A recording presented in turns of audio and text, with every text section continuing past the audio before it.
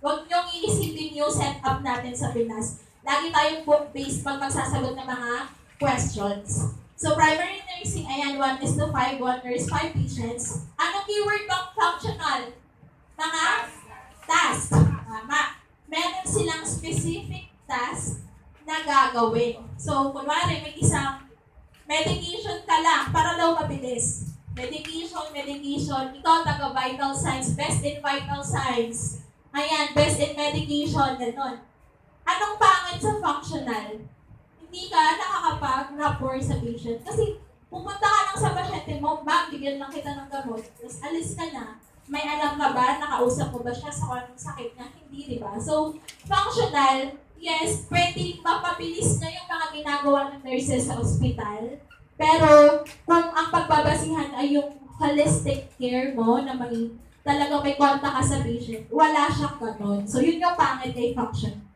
Sa team nursing, tandaan nyo guys, may grupo ng nurses, group of nurses na nag-aalaga ng grupo ng pasyente. So, yun lang. Merong puro nurses sila, tapos group of patients. Pero hindi naman to common. Tapos, case method. Other term for case method ay total care method. Total care nursing. So, dito yung 1:1. Yan. So, saan ba usually 1:1 dapat? Sa ICU. Tama. Ano pa? Mga private duty nursing, di ba? O guys, tip lang. Kunwari, tapos na mag-board exam, tapos nag-aantay kayo, frustrated kayo, pwede kayong mag-sideline private duty nursing. Kasi may mga naghahanap niyan kahit underboards kayo. Kasi parang may pagkakinaan kayo, nadadivert yung frustration yung mag-abang ng results. Kailan na dapat lalabas results? December 8, sure ba? Actually, last year, ang tagal din, nag-aabang ako lumabas yung board exam kasi may mga friends ako. So parang kahit ako nag-frustrate. So, December 7 yata or 8 lumabas. Yung ngayon, hindi yan sure. O December 8 ngayon, baka hindi siya exact date.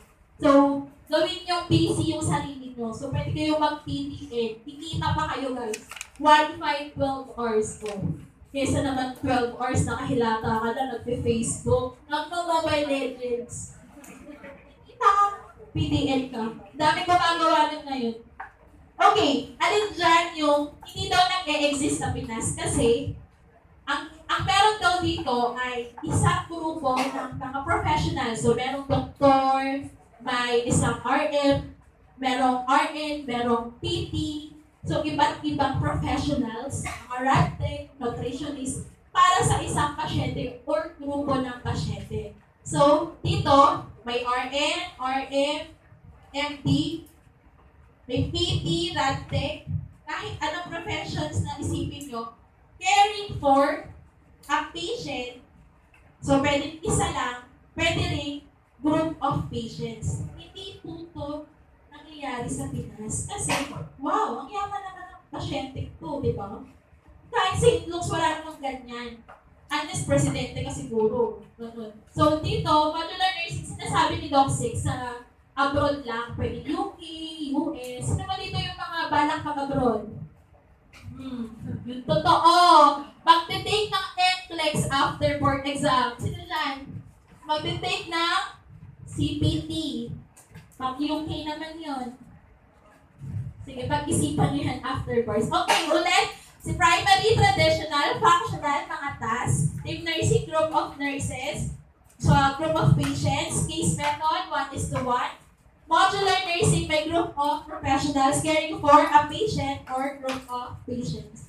Pero ang tanong sa number 15 ay task. So, ang sagot po ay letter A. Very good. 15A.